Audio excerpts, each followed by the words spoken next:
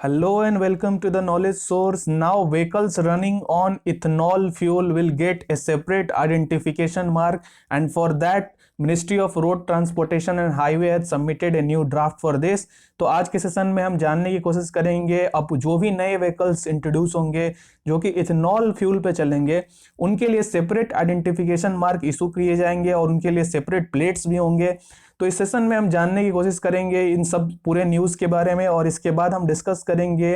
कि ethanol fuel पे जो भी व्हीकल्स चलते हैं उसके क्या बेनिफिट्स हो सकते हैं और क्या इथेनॉल फ्यूल को अडॉप्ट करना इंडिया के लिए सस्टेनेबल है या नहीं है, इस डिबेट पे भी हम देखेंगे। तो चलिए स्टार्ट करते हैं। स्टार्ट करने से पहले मैं आपको बता दूं आप हमारे टेलीग्राम चैनल और फेसबुक चैनल से आके हमसे जुड़ सकते हैं जिसकी लिंक डिस्क्रिप्शन में मेंशन्ड है।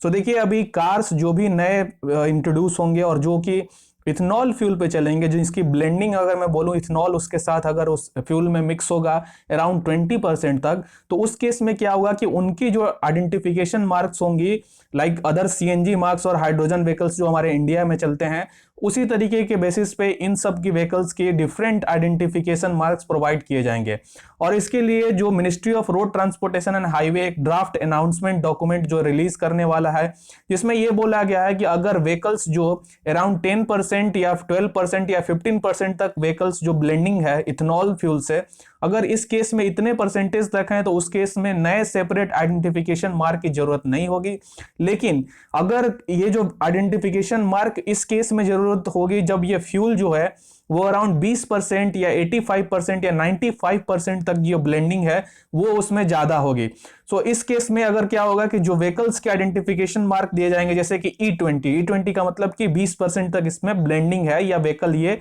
20% तक ब्लेंडिंग व्हीकल ये फ्यूल यूज कर रहा है। इसके बाद E85, E95 और E100 रिस्पेक्टिवली इस तरीके से आइडेंटिफिकेशन मार्क दिए जाएंगे। सो अगर मैं बात करूं कि जो अभी एग्जिस्टिंग स्टेटस क्या है जहां पे इथेनॉल फ्यूल किस तरीके से इंडिया में यूज किए जाते हैं, तो देखिए अभी तक मैक्सिमम में अगर बात करूं कि ब्लेंडिंग जो है इंडिया में वो कभी भी 10% मार्क्स जो है वो ये अभी तक 10% भी अचीव नहीं कर पाया है इंडिया। और ओवरऑल अगर हम देखें अराउंड 5.6% तक ही ब्लेंडिंग अभी तक इंडिया जो है ये अचीव कर चुका है।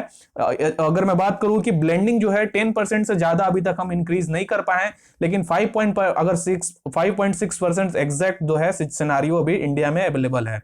अगर मैं बात करूं गवर्नमेंट जो है ये प्लान कर रहा था अर्लियर कि 2030 तक हम 20% तक ब्लेंडिंग की मार्क जो है बेंच मार्क रखेंगे, लेकिन अभी इस एग्जिस्टिंग सिनेरियो को देखते हुए गवर्नमेंट ऐसा माना जा रहा है कि ये जो 2030 बेंच मार्क था उसको घटा के 2023 या फिर 2025 तक इसको बेंचमार्क को लाएगी considering the existing scenario of India. So ये अभी एग्जिस्टिंग सिनेरियो है जहां पे इथेनॉल यूज किया जाता है इंडिया में। सो अभी हम देखते हैं कि इथेनॉल कैसे प्रोड्यूस होता है। देखिए सबसे पहले तो जो भी स्टार्च है या तो फिर कॉर्न हो गया या फिर शुगर केन हो गया उनको वाटर के साथ मिक्स करके एंजाइम के में उस पे एंजाइम उसके साथ मिक्स करने के बाद जो ग्लूकोज प्रोड्यूस होता है उस ग्लूकोज को येस्ट वहां पे देके इथेनॉल और कार्बन डाइऑक्साइड की पूरी ये फ्यूल जनरेट होती है और उसके बाद फिर जो भी व्हीकल्स हैं उसमें इथेनॉल की प्रोडक्शन या फिर यूज किए जाते हैं। सो अगर हम देखें कि क्या इसके एडवांटेजेस होंगे, क्या बेनिफिट्स होंगे इथेनॉल फ्यूल की, देखिए सबसे पहले तो ये कंप्लीट कंबशन फ्यूल होता है। इसमें कोई भी एग्जॉस्ट जो कोई हार्मफुल एग्जॉस्ट इसमें से बाहर नहीं निकलता है। स्पेशली जो अगर मैं बोलूं वो गैसेस जो ग्रीन हाउस गैसेस में इंक्रीज कराने में या फिर टेम्परेचर बढ़ाने में ग्लोबल टेम्परेचर मदद करते हैं, वो सब जो है वो रिडक्शन इसमें यार बहुत हद तक कम या फिर एकदम ना के बराबर इसमें से निकलता है। तो इससे फिर इसके बाद CO2 जो है कार्बन डाइऑक्साइड वो इसमें से जो भी बहुत रिड्यूस कम होता है और जो भी अगर बात करूं बाहर एग्जॉस्ट से वो बहुत ही कम निकलता है या फिर ना के बराबर निकलता है। इसमें सल्फर की अगर मैं बोलूं प्रोपोर्शन बहुत ही कम रहता है और पोल्यूशन जो भी बढ़ाने में जो गैसेस मदद करते हैं उनमें ये ना के बराबर होता है। इसके बाद अगर बात करूं अगर चीप इसकी अवेलेबिलिटी रहती है अगर कंपेयर किया जाए गैसोलीन और डीजल से, तो इससे ये जो अगर मैं बात करूं इथेनॉल जो है वो चीपर माना जाता है और इससे इंजन की जो अगर बात करूं सस्टेनेबिलिटी या फिर वर्किंग कंडीशन वो बहुत टाइम तक मतलब लॉन्ग ड्यूरेशन तक इसको यूज किया जा सकता है और वो जो कंडीशंस होगी वो सस्टेनेबल मैनर में यूज किया जा सकता है। और सबसे इंपॉर्टेंट जो है कि ग्रेन और शुगर केन जो इंट्रोड्यूस ज्यादा प्रोड्यूस करने में गवर्नमेंट ये फार्मर्स को ये इंसेंटिवाइज करेगा कि आप ज्यादा ग्रेन और शुगर केन प्रोडक्ट प्रोड्यूस करें, और इससे फिर क्या होगा कि जो ये ग्रेन और शुगर केन है या फिर कॉर्न हो गया, इन सब चीजों को यूज करके ये इथेनॉल फ्यूल बनाया जाता है। सो अगर हम देखें कि अगर रिसेंटली एक अगर बात किया जाए कि एक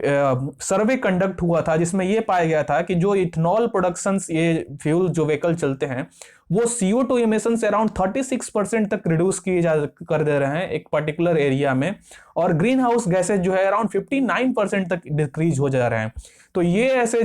जैसे सर्वे जैसे सिनारियोज है जहां पे आप देख सकते हैं कि इथेनॉल की प्रोडक्शन जो है या फिर इथेनॉल की एज ए फ्यूल को अपनाना इंडिया के लिए कितनी जरूरत है या फिर क्यों जरूरी है। अगर हम देखें पॉल्यूशन जिस रफ्तार से हमारे डिफरेंट सिटीज में बढ़ रही है, और mega cities mega polluted 10 cities जो अगर बात करें उसमें से 4 या 5 ऐसे शहर हैं जो सिर्फ इंडिया से आते हैं पूरे वर्ल्ड में। तो इस सिनारियो में इंडिया के लिए एक सस्टेनेबल सिनारियो है, और या मैं बोलूं सस्टेनेबल ऑप्शन है इंडिया के लिए जहां पे ethanol fuel as a fuel India अपना सकता है। सो अब देखते हैं कि क्या ऐसे डिसएडवांटेजेस हैं। तो देखिए सबसे पहले तो ये माना जाता है कि ये जो इथेनॉल फ्यूल है वो इफिशिएंट नहीं होता है एज कंपेयर टू पेट्रोलियम, या फिर पेट्रोलियम के जैसा इफिशिएंट नहीं हो सकता है। जैसे कि एनर्जी कंटेंट जो है पेट्रोलियम का होता है वो हाईयर होता है, जबकि बायो इथेनॉल या फिर मैं बोलूँ इथेनॉल की जो उसकी एनर्जी कंटेंट जो होती है वो 70% ऑफ द पेट्रोल ही होती है। तो इस कंडीशन में कई लोग ये बोलते हैं कि इसको अपनाना इंडिया के लिए सही नहीं होगा। इसके बाद जो है इंजन जो कि पहले जो बायो इथेनॉल पे जो चलते थे वो पेट्रोलियम और डीजल पे स्विच करना एक बहुत बड़ी टास्क है इंडिया में, जहां पे मतलब अगर आप देखें कि बहुत सारे ऐसे कंपनीज हैं जो अराउंड 4-5 ईयर्स तक लगातार आप ये सप्लाई को मेंटेन करने के लिए, अपने सप्लाई चेन को इंटैक्ट करने के लिए जो प्रोडक्शन लाइन है उसको इस तरह से असेंबल्ड करते हैं कि वो लगातार अगले 5-6 साल तक इस तरीके से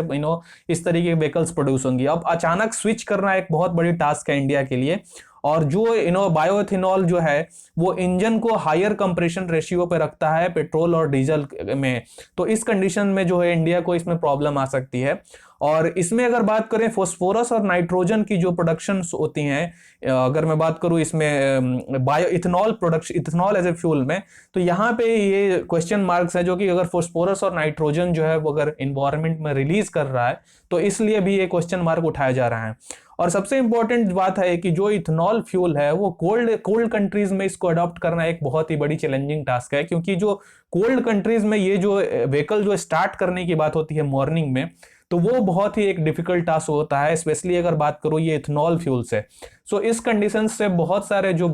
ठंडी अगर मैं बात करूं कंट्रीज हैं वहां पे इस फ्यूल को अडॉप्ट करना एक इंपॉर्टेंट चैलेंजिंग टास्क है। तो अगर आप देखते हैं कि सबसे इंपॉर्टेंट जो डिसएडवांटेजेस मैं बोलूंगा इसका,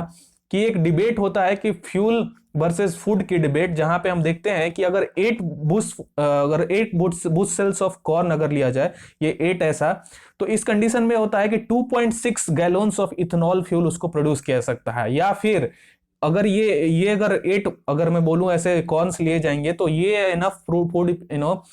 लोगों के लिए प्रोड्यूस करेगा, जहां पे कि पूरे साल मतलब आप उसको यूज किया सकेगा एक पर्सन के लिए। तो ये ऐसा फ्यूल और फूड और फ्यूल वर्सेस डिबेट, ये एक ऐसा सिनारियो है जहां पे बहुत सारी गवर्नमेंट को ये क्रिटिसाइज भी किया जाता है इस पॉलिसीज पे, और बहुत सारे इन्वायरमेंटलिस्ट ने यहाँ पे बहुत सारे लेटर्स भी गवर्नमेंट ऑफ इंडिया की पॉलिसीज पे भी अगर देखें हम, तो इसमें अभी आने वाले समय में हमें बस ये करना पड़ेगा कि जो फ्यूल की प्रोडक्शन है उसमें जो अगर बात करूं ग्रेन के यूजेस हैं उसको रिड्यूस किया जाए, या फिर जो फोर्थ स्टेजेस में जो भी बात करूं मैं जो ग्रेन्स जो हमें हमारे यूज के नहीं है उसको यूज करके अगर फ्यूल